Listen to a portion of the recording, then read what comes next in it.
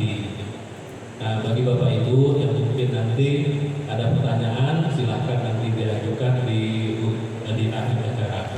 Mudah-mudahan kita berkesempatan untuk berdiskusi, menyampaikan sesuatu yang mungkin kita masih belum kita pahami. Baik, Pak Ustaz, tidak berlama-lama, silakan. Terima kasih. Wassalamualaikum warahmatullahi wabarakatuh. Waalaikumsalam warahmatullahi wabarakatuh. Bismillahirrahmanirrahim. Alhamdulillahirabbil alamin wa bihi nasta'inu ala umurid dunya waddin. Wassalatu wassalamu ala asyrafil anbiya'i wal mursalin sayyidina Muhammadin wa ala alihi wa sahbihi ajma'in. Uhayyikum bitahiyyatil Islam, tahiyatan mubarakatan min 'indillah. Assalamualaikum warahmatullahi wabarakatuh.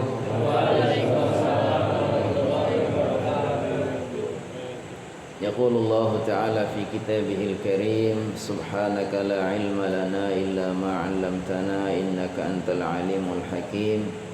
ويقول في آية أخرى سبحان الذي أسرى بعبده ليلا من المسجد الحرام إلى المسجد الأقصى الذي باركنا حوله لنريه من آياتنا إنه هو السميع البصير. ويقول صلى الله عليه وسلم عندما سأله أبو ذر يا رسول الله أي مسجد وضع في الأرض أولا قال المسجد الحرام قلت ثم أي قال المسجد الأقصى قلت كم كان بينهما كان بينهما 40 سنة أو كما قاله صلى الله عليه وسلم. Hadratal mukarramin wal mukarramat, seluruh jamaah, bapak-bapak dan ibu-ibu, ada juga adik-adik yang soleh-soleh semua ya, yang soleh-solehah. Mudah-mudahan Allah senantiasa memuliakan, senantiasa memberkahi dan meridai kita semua. Alhamdulillah, di sore yang penuh berkah, di saat kita setelah bersama-sama menunaikan sholat maghrib berjamaah sambil menunggu waktu isya, ini waktu yang singkat tetapi insya Allah penuh keberkahan. Allah Subhanahu wa Ta'ala pertemukan kita di dalam satu momen yang luar biasa, momen untuk bersama-sama belajar. Sebenarnya momen yang paling bagus adalah ketika kita hadir di sebuah majelis ilmu, dan Allah Subhanahu wa Ta'ala berikan kesempatan kita semua untuk hadir di sini. Tentu tidak lain niatnya adalah untuk bersama-sama berthalabul ilmi, sekaligus kita akan juga mempelajari bagaimana peristiwa Isra dan Mi'raj yang dialami oleh baginda sallallahu alaihi wasallam. Mudah-mudahan langkah kita, niat kita dari rumah, langkah kita ke sini sampai hadir di majelis ini, semuanya Allah Subhanahu wa Ta'ala catat sebagai bentuk taat kita, ibadah kita yang insya Allah akan Allah ampuni dengannya dosa-dosa kita, Allah tinggikan derajat kita, dan semuanya Allah catat sebagai bagian amal soleh yang ditulis di lembaran-lembaran amal kita. Alhamdulillah, kita bersyukur kehadirat Allah Subhanahu wa Ta'ala pada malam hari ini ya, menyambung ya. Biasa kita rutin mengaji setiap bulan sekali yang bersama saya, tapi kelihatannya malam ini sangat istimewa karena yang hadir lebih banyak, dan sekaligus juga ada momen kita bersama-sama memperingati atau kita bersama-sama mengenang kembali peristiwa penting di dalam sejarah kehidupan baginda sallallahu alaihi wasallam, sekaligus juga sangat penting bagi kita umat Islam. Peristiwa Isra dan Mi'raj menurut para ulama ini peristiwa yang benar-benar terjadi, walaupun mungkin di era yang di zaman itu ya, ke zaman yang memang masih jauh dari teknologi yang perjalanan seseorang itu untuk menempuh jarak yang tidak terlalu jauh pun perlu waktu yang lama ya, karena kendaraannya, transportasinya masih sangat sederhana. Tetapi sebetulnya peristiwa itu memang namanya juga mukjizat. Mukjizat itu ada sesuatu yang luar biasa ya. Amrun khariqun lil 'adah, satu peristiwa yang di luar kelaziman. Jadi kalau dibuktikan secara logika atau dihitung-hitung secara lahiriah ini, kalau mukjizat itu tidak akan tercapai ya. Tapi itu namanya juga mukjizat. Amrun khariqun lil 'adah, suatu peristiwa yang luar dari kebiasaan lazimnya yang Allah berikan kepada para nabi dan para rasul. Amrun khariqun lil 'adah aqahullahu lin nabiyyi awir rasuli ta'yidan bima jaa bihi. Itu dalam rangka untuk menguatkan, membuktikan bahwa apa yang disampaikan oleh nabi dan rasul itu suatu kebenaran. Jadi kalau ada seseorang yang diragukan ya kejujurannya, diragukan kebenarannya, lalu dia membuktikan, ini loh buktinya bahwa saya ini, apa yang saya katakan ini benar. Nah, termasuk rasul dan nabi ini, cara Allah Subhanahu wa taala yang memberikan bukti bahwa mereka adalah utusan Allah, adalah nabi Allah, itu dianya diberikan mukjizat. Jadi Isra Mi'raj itu sendiri adalah peristiwa yang sekaligus sebagai mukjizat. Mukjizat yang sifatnya karunia. Disebutkan di sini, disebutkan mukaafatun rabbaniyah. Itu satu karunia dari Allah. Kenapa? Karena ini seolah-olah satu rihlah, satu perjalanan spiritual dari oleh Nabi Muhammad SAW yang Allah berikan. Karena beliau itu telah menghadapi 4 hal yang sangat berat dalam hidupnya. Dalam perjalanan dakwah beliau itu, setelah beliau itu diangkat sebagai nabi, itu mengalami peristiwa 4 hal yang sangat berat. Disebutkan yang pertama, manakala baginda dan seluruh pengikutnya, keluarga besar dari Bani Hashim itu dibaikot. Namanya di sini disebutkan sebagai bentuk, ya mungkin kalau al-hisar ya, kalau hisar itu sama dengan muqata, jadi dikepung. Mereka tinggal di satu daerah di mana mereka itu tidak boleh berinteraksi dengan daerah lain, tidak boleh orang itu jual beli dengan mereka, makanan-makanan, pasokan dan semuanya itu dibatasi, nggak boleh. Sampai disebutkan Nabi Muhammad dan para sahabat itu sampai makan daun-daun. Saking beratnya karena mereka mempertahankan akidah yang dibawa untuk disampaikan, lalu umatnya atau masyarakatnya menolak itu. Akhirnya kalau kamu bertahan dengan agama kamu nggak mengikuti kembali kepada agama nenek moyang, maka kami semua masyarakat sekitarnya lalu apa? Mereka membaikotnya. Nabi Muhammad dan semua yang mengikutinya ditempatkan di satu tempat, mereka tidak boleh berinteraksi dengan yang lain. Kemudian yang kedua, di samping ada peristiwa pengepungan atau mungkin sekarang bahasanya embargo gitu ya. Kemudian ada peristiwa yang sangat menyedihkan baginda juga, adalah wafatnya paman baginda, yaitu yang namanya Abu Thalib. Abu Thalib sebetulnya sampai akhir hayatnya pun beliau tidak beriman kepada Nabi. Tetap dia bertahan mengikuti agama nenek moyang. Tapi perannya itu kepada Nabi itu begitu besar. Karena setiap orang-orang yang mau menyakiti baginda, mau mengganggu baginda, mau menghalang-halangi dakwah baginda, itu selalu beliau itu pasang badan. Abu Thalib ini paman beliau, karena memang beliau mengikuti atau Nabi Muhammad SAW bersama beliau seperti kayak anak sendiri. Bahkan beliau itu lebih sayang kepada Nabi daripada kepada anak-anak kandungnya. Begitulah.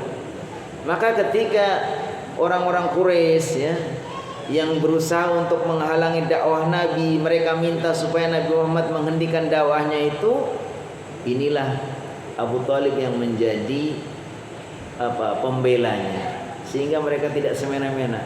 Sampai beliau mengatakan ketika pamannya sudah meninggal, beliau mengatakan beliau belum pernah merasakan gangguan, ujian, berbagai macam intimidasi dan berbagai macam yang melebihi ya saat itu setelah beliau itu ditinggal wafat sama pamannya. Jadi beliau merupakan pembela ya. Dalam satu hadis diriwayatkan ketika orang-orang Quraisy itu datang kepada Nabi dengan menawarkan hal-hal yang sangat menggiurkan kalau dalam kehidupan ini mungkin. Katakan kepada ponakanmu, wahai Abu Thalib, kalau memang Muhammad ini kepengin jabatan, biarlah kami sepakat ya, mengangkat dia sebagai pemimpin kami. Asalkan berhenti mengajarkan dakwah Islam atau mengajarkan dakwahnya. Kalau memang mereka kepengin harta, biarlah kami yang mengumpulkan harta. Akan kami tarik nih setiap masyarakatnya untuk dikumpulkan, kemudian kita berikan ke dia. Kalau mau pengen cari seorang wanita untuk cari, silakan pilih yang mana. Ini kan satu penawaran yang sangat luar biasa. Tetapi ketika disampaikan oleh pamannya kepada Nabi Muhammad, karena orang-orang Quraisy itu nyampaikannya hal itu kepada pamannya, lalu mengatakan, wallahi lawada'u syamsi ala yamini, lawada'u syamsa ala yamini wal qamara ala simali. Mungkin bahasanya, wahai pamanku, katakan kepada mereka, demi Allah seandainya mereka itu bisa meletakkan matahari di tangan kananku, rembulan di tangan kiriku, lalu saya suruh berhenti dari dakwah ini, saya tidak akan pernah berhenti sampai saya mati sekalipun. Tapi ketika sudah kencang seperti itu jawaban Nabi Muhammad SAW kepada pamannya tetap, ya sudah, kalau gitu sudah seperti itu kamu, ya sudah. Pamannya akhirnya juga tetap membelanya. Lalu peristiwa yang sangat memberatkan kehidupan baginda adalah wafatnya istri baginda, Ibunda Khadijah radhiyallahu anha.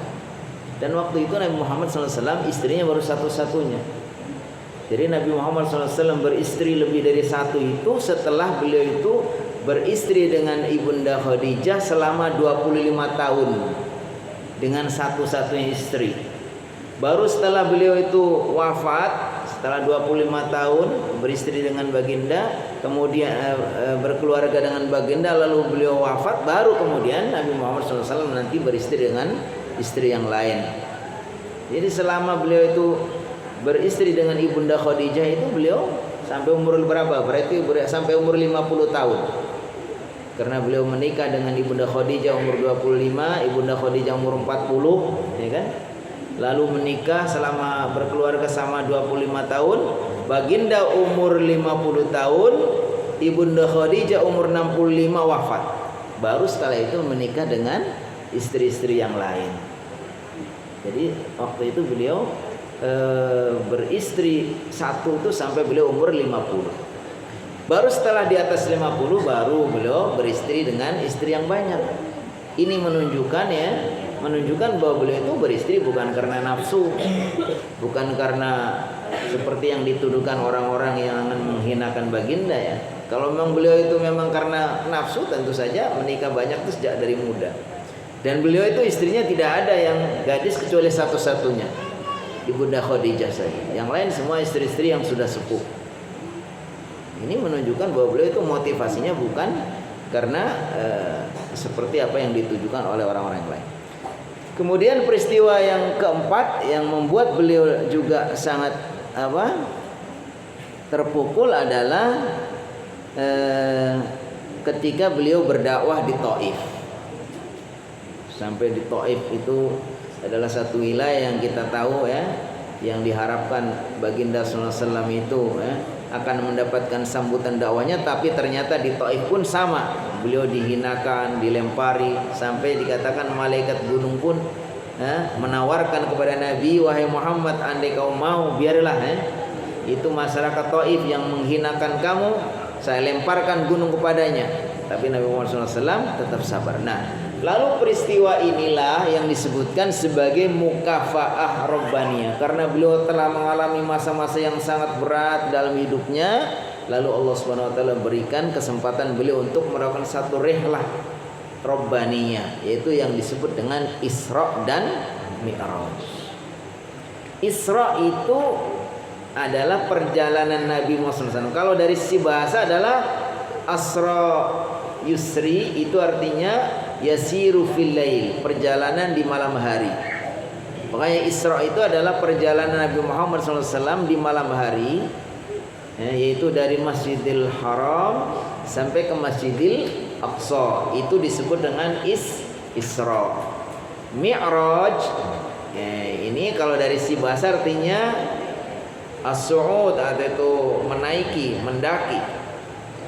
Jadi kalau perjalanan dari Mekah atau dari Masjidil Haram ke Masjidil Aqsa ini disebut Isra karena perjalanan di malam hari.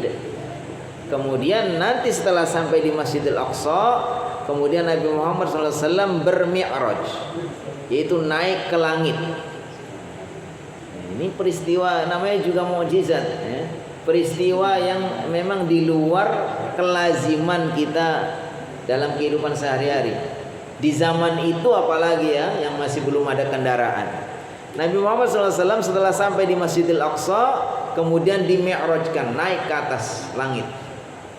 Dari mulai langit pertama, disebutkan ketika sampai di langit pertama Nabi Muhammad SAW bertemu dengan Nabi Adam alaihissalam. Allah pertemukan Nabi Muhammad dengan Nabi Adam. Ini bagian dari kekuasaan Allah SWT, ya. Nabi-nabi yang sudah meninggal, mungkin rohnya Allah hadirkan di saat itu, kemudian dipertemukan dengan Nabi, sehingga Nabi Muhammad bertemu dengan Nabi Adam di langit satu. Selesai langit satu, Nabi Muhammad SAW lanjut, ya. Waktu itu Nabi Muhammad SAW berisra dan bermi'raj itu dengan mengendarai buraq, ya. Buraq ini satu jenis kendaraan hewan yang lebih kecil dari kuda, yang lebih besar dari keledai, ya, disebutkan seperti bighal. Bighal ini sejenis hewan perpaduan antara kuda dengan keledai. Jadi kalau keledai kawin dengan kuda atau kuda kawin dengan keledai, nanti punya anak yang sedang, lebih kecil dari kuda, lebih besar dari himar, namanya bighal. Nah, ini adalah sejenis tunggangan, ya, yang seperti itu disebutkan. Wautiya bil buraq, diberikan kepadanya buraq. Untuk menaiki buraq, Nabi Muhammad SAW melakukan perjalanan Isra dan Mi'raj. Lalu sampai di langit satu, ketemu dengan Nabi Adam. Lalu setelah ketemu Nabi Adam, saling menyapa dan seterusnya. Terus naik ke langit kedua. Di langit kedua Nabi Muhammad SAW bertemu dengan Nabi Isa dan Nabi Yahya. Di dalam hadis seperti yang disebutkan seperti itu. Sampai di langit dua, ketemu dengan Nabi Isa, Nabi Yahya, saling menyapa terus. Naik lagi ke langit ketiga. Di langit ketiga Nabi Muhammad SAW bertemu dengan Nabi Yusuf alaihissalam. Sampai langit ketiga, naik lagi langit keempat, bertemu dengan Nabi Idris alaihissalam. Sampai ke langit keempat, naik lagi ke langit lima, ketemu dengan Nabi Harun alaihissalam. Terus selesai ketemu dengan Nabi Harun, naik lagi ke langit keenam, bertemu dengan Nabi Musa alaihissalam. Terus terakhir Nabi Muhammad SAW ketemu dengan, di langit ketujuh ketemu dengan Nabi Ibrahim alaihissalam. Baru sampai di setelah langit ketujuh, Nabi Muhammad SAW dipanggil langsung untuk naik lagi, namanya ke Sidratul Muntaha. Sidratul Muntaha, Muntaha itu artinya puncak, ya. Yang di situ ke Sidratul Muntaha disebutkan dalam hadis, malaikat Jibril pun sudah tidak bisa lagi, ya, mendampingi beliau. Jadi Nabi Muhammad SAW dipanggil secara langsung menghadap Allah ke Sidratul Muntaha. Nah, sampai di Sidratul Muntaha, bagaimana peristiwa di situ? Ya, disebutkan di antara yang disebutkan adalah bahwa baginda sallallahu alaihi wasallam secara langsung mendapatkan kemuliaan yang luar biasa karena dihadirkan langsung menghadap Allah Subhanahu wa taala. Dan di situ pula Nabi Muhammad SAW mendapatkan perintah, yaitu menjalankan sholat. Awalnya disebutkan baginda SAW itu mendapatkan perintah sholat sehari semalam sebanyak 50 kali. Lalu setelah turun, setelah mendapatkan perintah 50 kali, turunlah. Setelah turun ditanya sama Nabi Musa, wahai Muhammad, apa yang kamu dapatkan? Kata beliau, saya mendapatkan perintah saya dan umatku untuk sholat satu hari satu malam sebanyak 50 kali. Lalu Nabi Musa mengatakan, wahai Muhammad, umatmu ini tidak akan sanggup. Mungkin umat-umat terdahulu ada yang sholatnya lebih banyak, atau mungkin ada yang 50 kali. Tapi baginda Nabi SAW ketika diingatkan oleh Nabi Musa, umatmu tidak akan sanggup, jangankan sampai 50 ya. Kalau gitu kamu balik lagi minta dikurangi. Sampai sebutkan, lalu dikurangi. Naik tadi dikurangi, suruh minta lagi, datang dikurangi cuma 5. Jadi tinggal 45, masuk terus sampai akhirnya terakhir disebutkan sampai dikurangi menjadi tinggal 5 waktu. Namun walaupun 5 waktu, karena rahmat Allah SWT, kasih sayang Allah kepada Nabi Muhammad dan kepada umatnya, pahala dan keutamaannya itu sama sebanding dengan sholat 50 waktu. Jadi itu Nabi Muhammad SAW. Ya karena rahmat Allah SWT, man jaa bil hasanati falahu asyru amthaliha. Siapapun yang melakukan satu kebaikan, maka baginya 10 kali lipatnya. Wa man jaa bis sayyiati, siapapun yang mendapat atau yang melakukan kejahatan, fala yujza illa mithlaha, maka tidak akan dibalas kecuali semisal. Kalau dosanya 1 atau kesalahannya 1, dosanya hanya 1. Ini semua karena rahmat Allah Subhanahu wa taala. Lalu kita coba, apa sih pesan-pesan yang kita dapatkan dari peristiwa ini? Pertama, Allah Subhanahu wa taala mengatakan bahwa peristiwa Isra Mi'raj ini adalah benar adanya. Ini berdasarkan dalil dari Al-Quran maupun dari hadis ya. Kalau dari Al-Quran insya Allah sudah sering kita dengar ayatnya, yaitu surat Al-Isra ya, ayat 1. Allah SWT berfirman, Subhanalladzi asra bi'abdihi laylan minal masjidil haram ilal masjidil aqsa alladzi barakna haulahu linuriyahu min ayatina innahu wassami'ul basir.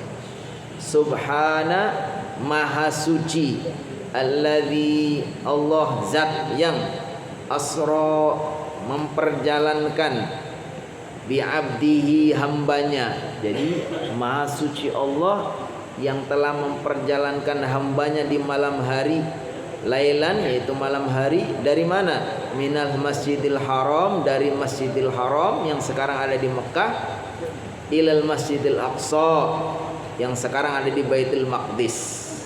Alladzi barakna, yang Allah berkahi, yang kami berkahi, haulahu sekitarnya, linuriyahu agar kami memperlihatkan kepadanya, min ayatina dari ayat-ayat kami, innahu wassami'ul basir.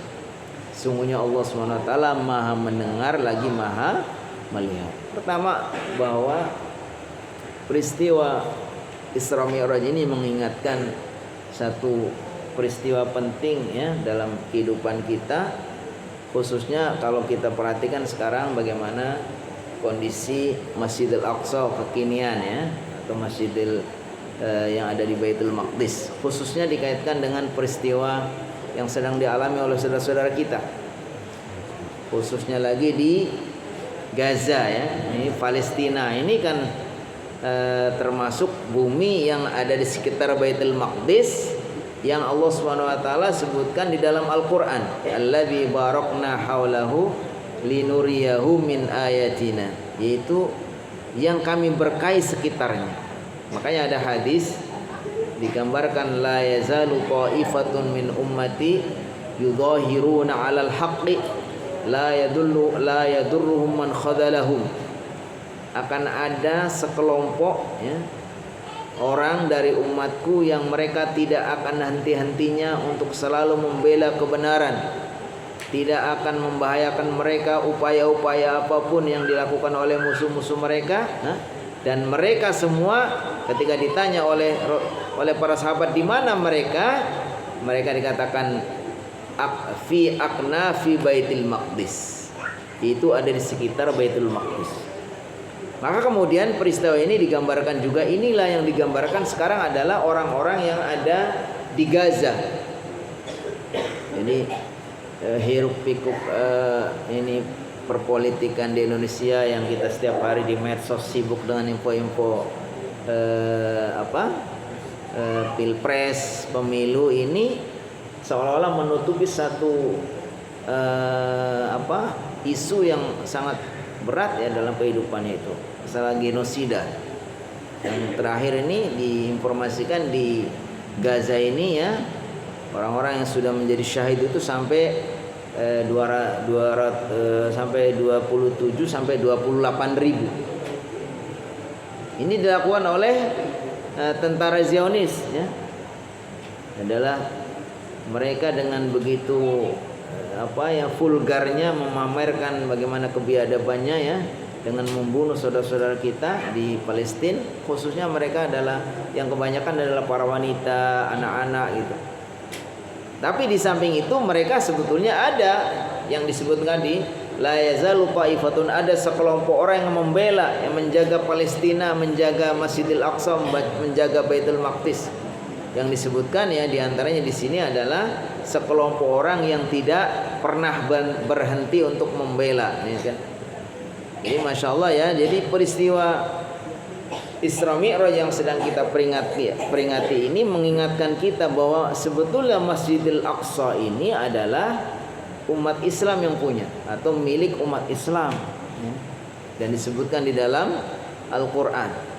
Walaupun makanya berupaya mereka itu bagaimana mengalihkan peristiwa tentang peperangan di Palestina ya, seolah-olah seperti ini perebutan antara orang Palestina dengan orang Israel, itu sebetulnya cara mereka untuk mengalihkan supaya orang menganggap bahwa peristiwa peperangan di Gaza ini, khususnya di Palestina, khususnya di Gaza ini dianggapnya sebagai peristiwa perebutan wilayah antara orang Israel dengan orang Palestina. Padahal ini adalah harusnya ini semua adalah milik umat Islam. Kenapa? Karena Masjidil Aqsa ini adalah kiblat pertama umat Islam. Jadi sebelum Nabi Muhammad SAW diperintahkan untuk sholat menghadap Masjidil Haram sekarang ini ke Baitullah itu, ternyata Nabi Muhammad dan umat Islam pada waktu itu sholatnya menghadap Masjidil Aqsa. Disebutkan selama kurang lebih 16 bulan atau 17 bulan setelah Nabi Muhammad SAW hijrah ya, itu sholat masih menghadap ke Masjidil Aqsa kurang lebih sekitar 16 atau 17 bulan. Baru kemudian ada perintah ya, Allah SWT turunkan surat Al-Baqarah itu fawalli wajhaka syatral Masjidil Haram wa haitsu ma kuntum fawallu wujuhakum syatrah. Baru setelah itu kemudian Nabi Muhammad SAW dan para sahabat ya kemudian sholatnya menghadap Masjidil Haram sekarang ini. Jadi bahwa Masjidil Aqsa ini adalah kiblat pertama umat Islam. Yang kedua, Masjidil Aqsa ini adalah masjid tertua kedua setelah Masjidil Haram. Ketika Abu Dzar bertanya kepada baginda sallallahu alaihi wasallam, "Ya Rasulullah sallam, masjid yang pertama kali dibangun di muka bumi ini masjid apa?" Kata baginda sallallahu alaihi wasallam, "Yang pertama kali dibangun di muka bumi adalah Masjidil Haram." Kemudian masjid mana lagi wahai baginda? Kata baginda yaitu Masjidil Aqsa. Lalu beliau bertanya, berapa jarak antara dibangunnya Masjidil Haram kemudian diikuti oleh Masjidil Aqsa? Kata beliau arba'una sanah, kurang lebih 40 tahun. Jadi kalau melihat seperti ini maka jelas sekali bahwa apa yang terjadi sekarang di Palestina, perebutan antara umat Islam, peperangan umat Islam Palestina dengan orang Israel ini sebenarnya bukan persoalan mereka berdua saja. Nah, ini adalah menjadi kewajiban kita semua umat Islam. Pertama apa? Pertama karena kita diajarkan bahwa ini adalah satu bentuk kezaliman. kezaliman yang luar biasa yang dilakukan oleh orang-orang Israel ya. Karena mereka itu merebut ya. Kalau penjajah yang lain ini kan kayak kita mamanya dulu dijajah sama Belanda atau sama Jepang atau sama Portugis mamanya dijajah. Mereka kan mau datang ke sini mau mengambil kekayaannya ya kan. Mau mengambil kekayaan, merampas kekayaannya, mungkin memperbudak rakyatnya. Habis itu ya udah. Tapi kalau di Palestina itu enggak seperti itu. Mereka itu memang menjajah bukan seperti penjajahan biasa, karena yang datang mereka itu bukan pemerintahnya yang menguasai, tapi semua datang. Jadi ketika Sultanan Ottoman bubar ya, kemudian ini orang-orang barat ini kemudian menjadikan bekas-bekas wilayah kekuasaannya itu jadikan negara jajahan ya. Prancis, Inggris, kemudian Jerman ya, kemudian Italia ya, itu kemudian mereka merebut ya, wilayah-wilayah bekas kekuasaan Ottoman itu untuk dijajah, termasuk namanya Palestina itu menjadi jajahan Inggris. Ini berdasarkan kesepakatan antara Prancis sama Inggris yang ketika bagi-bagi wilayah ya, kemudian Palestina itu menjadi jatahnya Inggris. Maka sejak tahun 1916 resmilah ya Palestina menjadi jajahan Inggris. Ketika sudah dijajah sama Inggris, lalu Inggris ini yang jahat Inggris karena memberikan kesempatan kepada orang-orang Yahudi ya, sama tokoh Yahudi melakukan satu perjanjian yang disebutnya itu bahwa mereka menjanjikan akan membantu berdirinya sebuah negara. Di negara di mana dia menjajah. Jadi Inggris memberikan kesempatan kepada orang-orang Yahudi untuk membangun sebuah negara di mana, di Palestina. Maka pada 1948 berdirilah negara yang orang sebutnya negara haram, karena memang negara yang membangun sebuah negara di negara orang lain ya kan. Berdiri negara Israel dan teruslah sejak itulah kemudian terus peristiwa ya, dengan berbagai macam cara yang mencaplok wilayahnya, mengusir penduduknya, ya semua itu sampai terakhirnya yang paling luar biasa itu adalah sekarang ya, peristiwa yang sekarang ini yang disebut dengan peristiwa yang sampai sudah memakan korban atau sampai menjadikan bangsa Palestina sekarang khususnya di Gaza itu sampai 28.000 yang sudah menjadi syahid. Ini adalah ya peristiwa yang sekaligus mengingatkan kita bahwa dengan memperingati Isra dan Mi'raj ini kita semua umat Islam hendaknya tahu bahwa sebetulnya Palestina di mana di situ ada Masjidil Aqsa, di mana baginda sallallahu alaihi wasallam berisra dan bermi'raj dari situ, di mana di situ ada kiblat pertama umat Islam, maka itu adalah milik umat Islam secara keseluruhan, bukan sekedar milik bangsa Palestina. Apalagi ada hadis kata Rasulullah SAW, la tushaddur rihal ila salasati masajid. Tidak boleh seseorang itu melakukan satu rihlah, satu melakukan satu perjalanan kecuali kepada 3 masjid. Maksudnya kita walaupun ada masjid sehebat apapun selain 3 masjid ini ya tidak ada keistimewaan khusus. Umpamanya masjid mana yang bagus sekali ya, umpamanya dibuat dengan dari bahan apa yang sehingga luar biasa, ya tetap saja ya tidak punya keistimewaan seperti keistimewaan yang dimiliki oleh 3 masjid. Pertama adalah Masjidil Haram. Siapa yang sholat di situ Allah SWT lipat gandakan kebaikannya, pahalanya menjadi 100.000 kali. Yang kedua Masjidil Nabawi, yaitu Masjid Nabi Muhammad SAW. Siapapun yang melakukan sholat sunnah atau sholat wajib melakukan satu sholat di situ, nilainya sama dengan 1000 kali lipatnya. Yang ketiga adalah Masjidil Aqsa. Masjidil Aqsa. Yang sekarang Masjidil Aqsa ini dia dikuasai sama Yahudi karena ada di wilayah kekuasaan Yahudi, dibatasin sekali ya. Saya sudah berapa kali ya mendampingi Syekh dari Palestina untuk ngasih ceramah dari sini itu. Tapi yang saya tanya, apakah mereka pernah ke Masjidil Aqsa? Belum pernah. Kenapa? Karena yang boleh ke Masjidil Aqsa itu hanya orang-orang yang sudah sepuh, umurnya sudah di atas 60. Kalau sudah di atas 60 baru dibolehkan. Karena semua itu dijaga sama mereka. Jadi syekhnya dipilih sesuai dengan mereka. Istilahnya kalau pengurusan untuk DKM-nya bagaimana yang mengurus itu semua adalah di bawah kekuasaan dia. Sehingga tidak sembarang orang bisa. Orang-orang yang masih muda-muda itu nggak akan dibolehkan bisa untuk hadir di Masjidil Aqsa. Kecuali kalau maunya kita turis ya. Turis kemudian kita datang ke sana untuk kunjungan ya bisa. Tapi kalau orang Palestina asli itu nggak ada yang boleh sholat ke situ kecuali kalau sudah berumur berapa? Kalau sudah berumur di atas 60 tahun.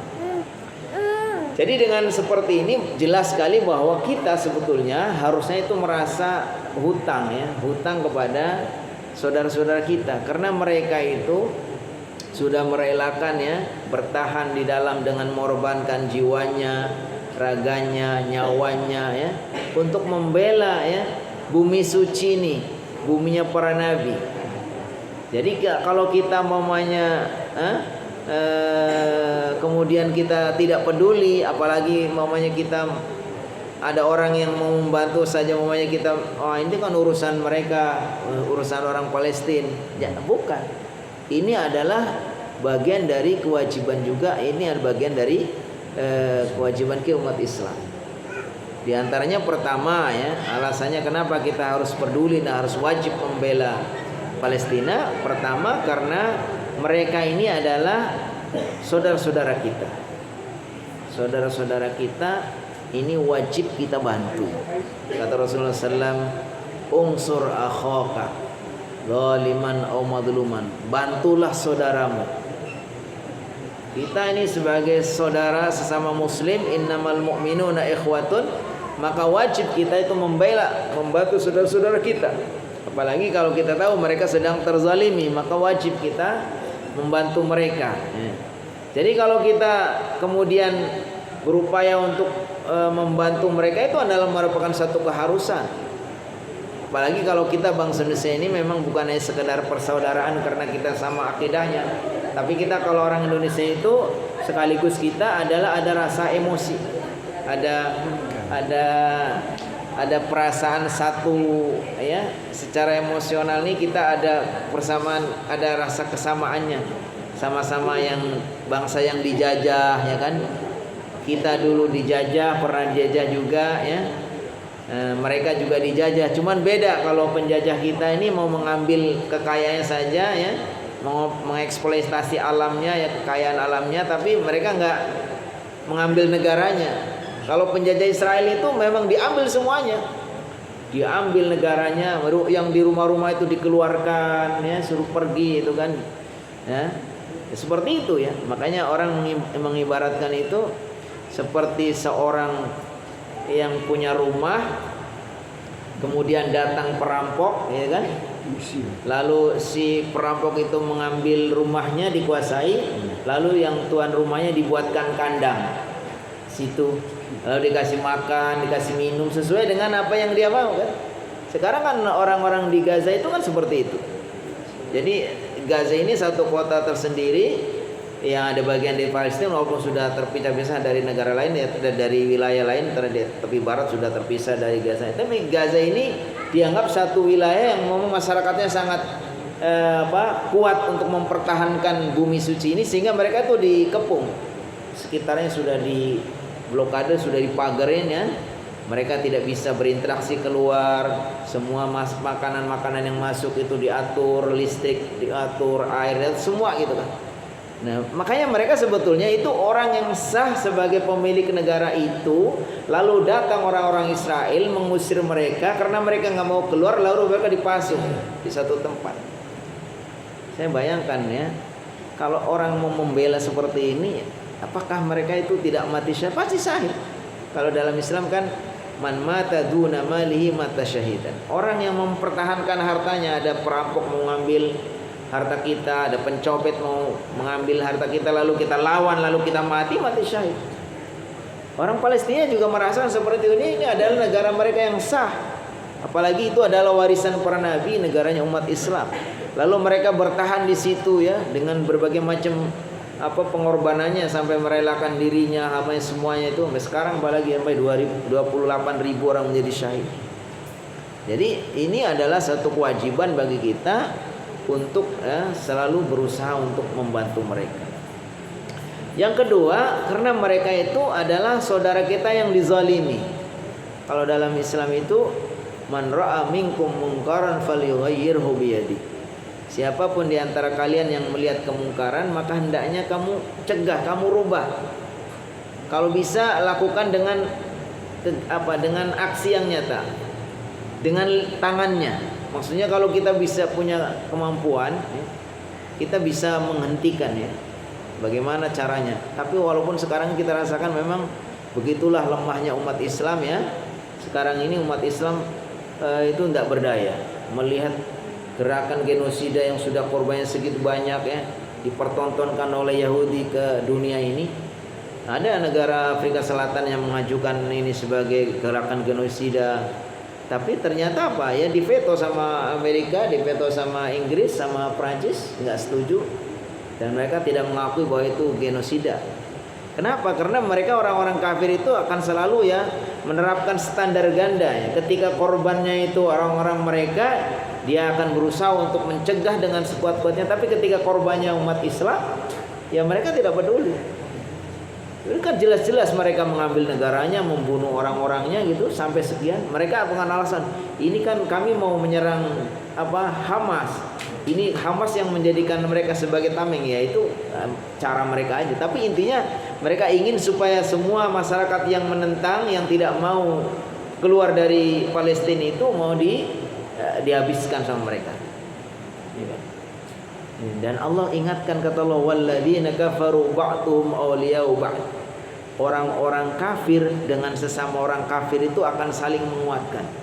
Makanya kata Allah, illa taf'aluhu takum fitnatun fil ardi wa fasadun kabir. Kalau kamu wahai umat Islam tidak melakukan hal yang sama, orang sesama mereka itu bersatu untuk saling menolong, saling menguatkan ya.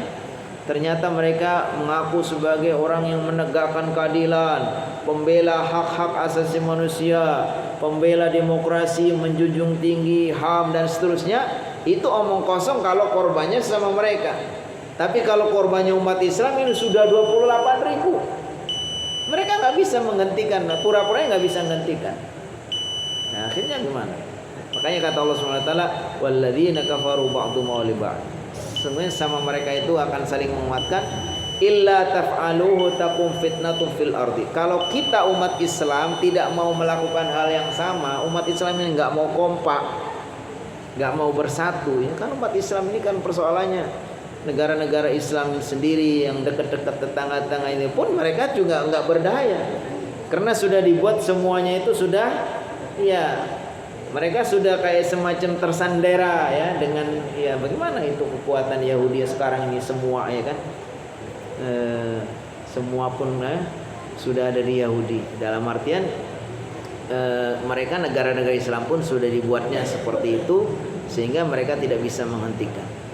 Jadi ini pelajaran bahwa kita hendaknya kalau bisa untuk mencegah ini lakukan dengan tangannya.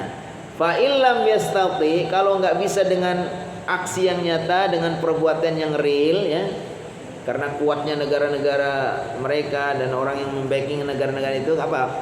Fabilisani, minimal kita sampaikan.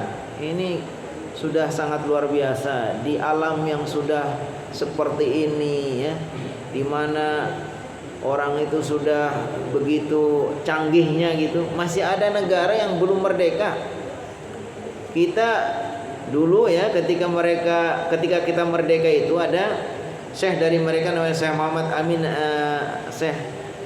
Muhammad Amin Al-Husaini dan Syekh Tahir. Ini dua orang utusan dari Palestina. Syekh Muhammad Amin Al-Husaini sama Muhammad Tahir ini adalah dua orang yang utusan Palestina, yang ketika kita memproklamirkan negara sebagai negara merdeka, mereka sebagai perwakilan yang mengakui. Mereka menyatakan mengakui kemerdekaan Indonesia. Nah, kita sudah merdeka 78 tahun ya, hampir 80 tahun. Dan sampai sekarang mereka masih dijajah. Sekarang itu negara-negara di dunia itu sudah hampir 120 sekian, hampir 130 sekian itu mengakui kemerdekaan Palestina. Tapi ada ini negara besar nih, Amerika, Prancis, Inggris ini yang masih belum setuju. Jadi kita negara-negara itu nggak mau. Jadi inilah pentingnya juga kaitannya dengan bagaimana kita mempunyai ya kekuatan umat Islam, ada satu tokoh, ada satu kekuatan besar ya yang bisa menggalang umat Islam sehingga berani gitu kan, berani ngelawan ya kezaliman ini. Ini harusnya memang ada hadir nih di, apalagi Indonesia itu strategis. Indonesia itu kan masyarakat muslimah paling banyak, penduduknya banyak, mayoritas muslim banyak. Seandainya hadir seorang pemimpin yang berani gitu. Kayak zaman dulu Soekarno tahun 68 mengatakan, saya tidak akan pernah mengakui Israel selagi Israel belum mau memberikan kemerdekaan kepada Palestina. Dan itu bertahan sampai sekarang. Tapi pemerintahan mungkin sekarang wallah alam ya, mungkin dengan cara, kalau secara legal formalnya masih tidak mengakui, tapi nggak tahu ternyata dalam prakteknya belum tentu ya kan. Tapi ini kita gambarkan butuhnya sosok yang bisa membela ya umat Islam ya, apalagi ada seorang pemimpin hadir yang bisa menyatukan kekuatan-kekuatan umat Islam untuk bersatu. Karena tadi walladzina kafaru ba'dhum awli ba'd, orang-orang kafir ini antara mereka itu saling menguatkan, saling menolong. Kata Allah, illa taf'alu, kalau kalian umat Islam tidak melakukan yang sama, enggak mau bersatu, takun fitnatun fil ardi, maka akan terjadi fitnah di muka bumi ini. Ya seperti sekarang ini umat Islam sudah hancur-hancuran ya, saudara-saudara kita di Palestina sudah sampai 28.000 menjadi syahid. Ini yang baru sekarang aja, belum lagi sebelum-sebelumnya.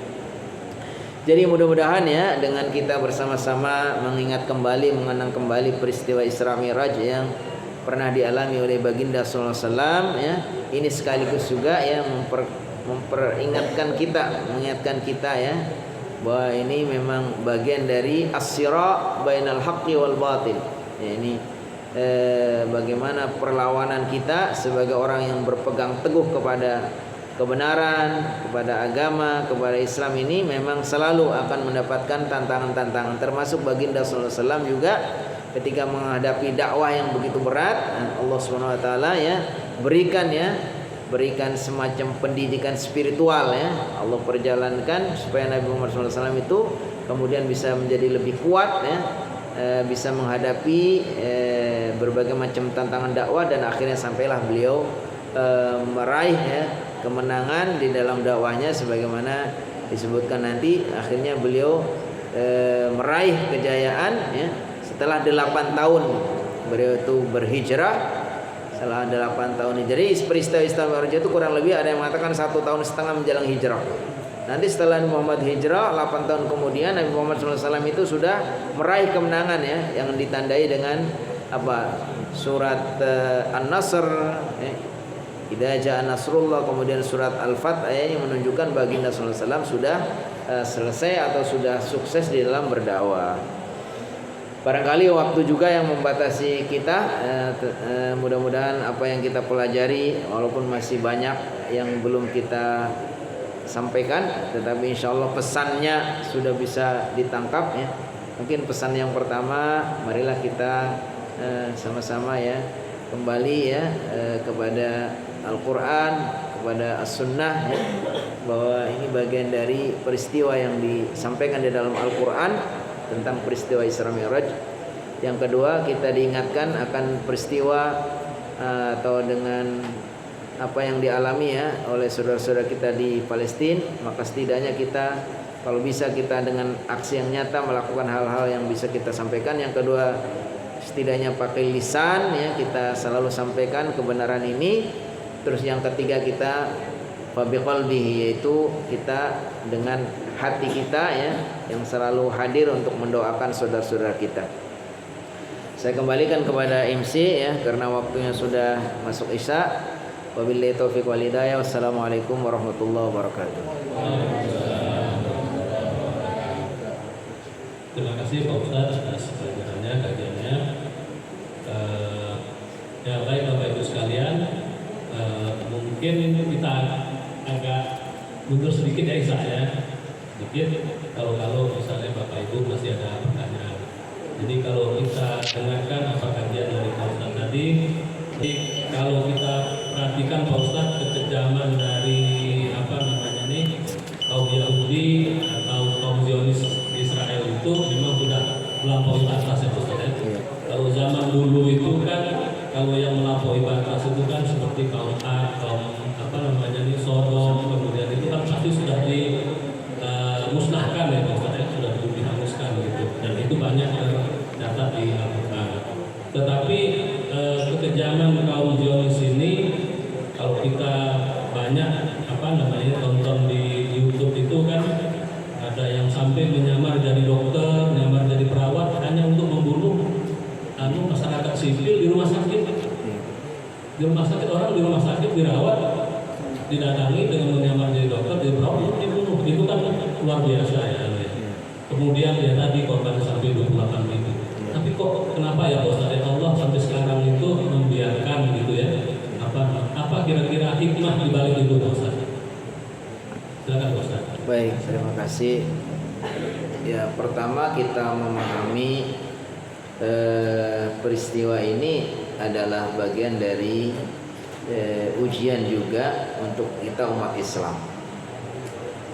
Dengan kita melihat apa yang sudah terjadi di saudara-saudara kita, dan kita umat Islam hanya bisa sedih ya, tapi seolah-olah tidak bisa berbuat apa-apa, ini adalah bagian dari ya teguran kepada kita umat Islam. Hendaknya kita harus membangun ya kekuatan secara lahiriah ya, yaitu dengan kita menyatukan diri sama muslim ya, mereka punya satu kekuatan untuk bisa mencegah kezaliman ini ya, dengan cara tadi membangun, bukan hanya membangun secara keimanan juga, tetapi juga secara fisik.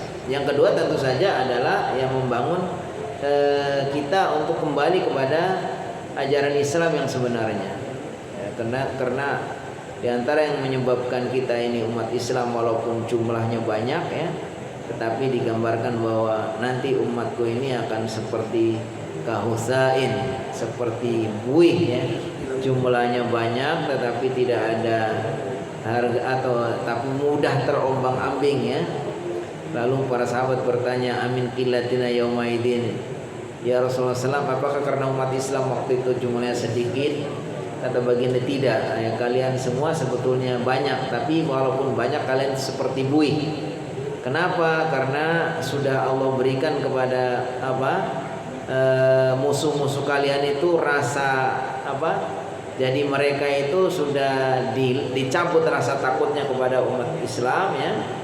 Kemudian kita juga sudah tidak ada lagi ya, untuk mau berjuang ya, karena kita sudah terjangkit penyakit wahan, yaitu penyakit wahan disebutkan hubbud dunya ya, senang kepada dunia dan suka kepada dan benci kepada kematian. Ya artinya ini bagian dari kelemahan iman. Jadi kelemahan iman yang akhirnya akan menjadikan kita umat Islam tidak punya kekuatan. Yang kedua, kita melihatnya adalah secara hakikatnya.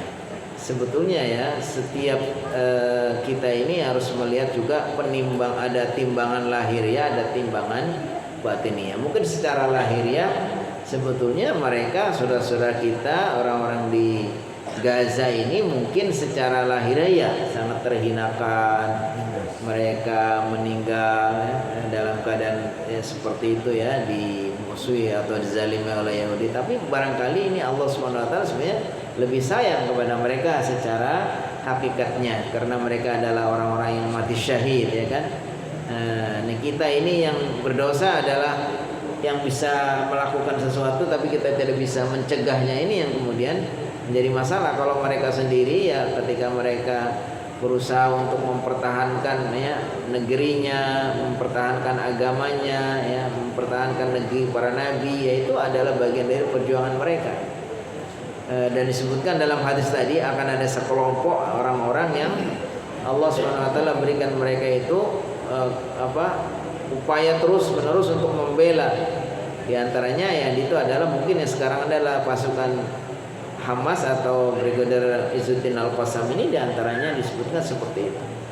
Jadi kita memaknai dua sisi. Di satu sisi lahiriahnya ini kita adalah bagian dari ya teguran kepada kita ya, hendaknya kita umat Islam sadar ya. Termasuk tadi bagus juga itu kan gerakan kita mamanya setidaknya walaupun itu tidak terlalu berpengaruh atau mungkin ya tidak mempengaruhi, tapi ini bukti kita sudah melakukan satu aksi ya. Perkara nanti apakah itu akan berpengaruh besar atau tidak, ya ini kita sudah bisa, apa yang bisa kita lakukan. Ya, tadi kan disebutkan kalau bisa dengan aksi nyata, kalau enggak dengan lisan, kalau enggak dengan hati. Ya. Menurut saya itu diantara aksi nyata yang memungkinkan ya tadi, bagaimana kita sih tidak membeli produk-produk Yahudi, karena kita tahu bahwa produk-produk Israel ini ya, mereka salah satu bagian atau bagian dari hasilnya itu adalah untuk membeli senjata, dan senjata itu untuk membunuh saudara-saudara kita. Yaitu bagian hal menurut saya itu sangat penting.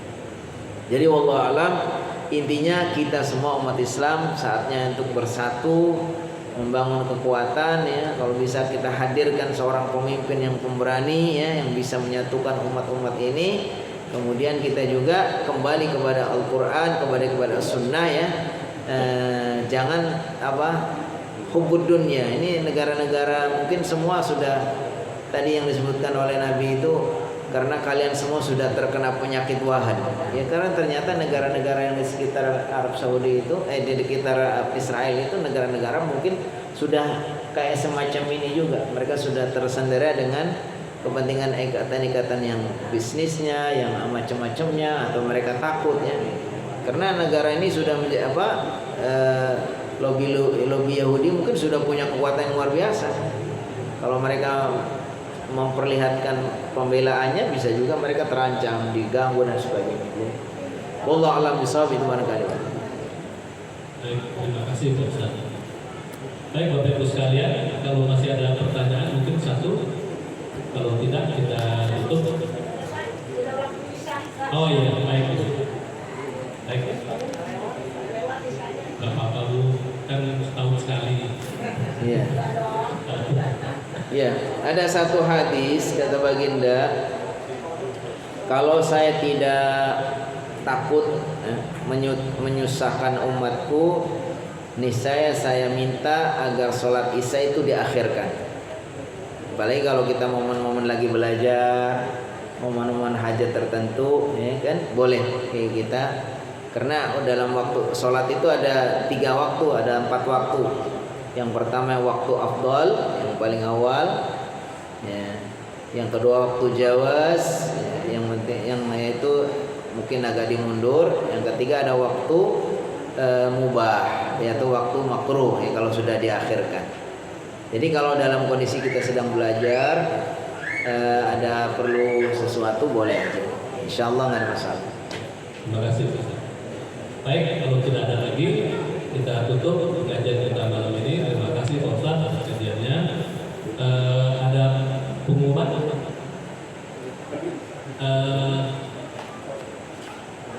Setelah sholat isya kita lanjutkan dengan bukan, dilanjutkan dengan silaturahmi ya. Jadi bagi Bapak Ibu sekalian dipersilahkan setelah sholat isya dan langsung pulang kita ada sedikit drama. Insyaallah. Ya, terima kasih. Baik Bapak Ibu, kita tutup dengan hamdalah.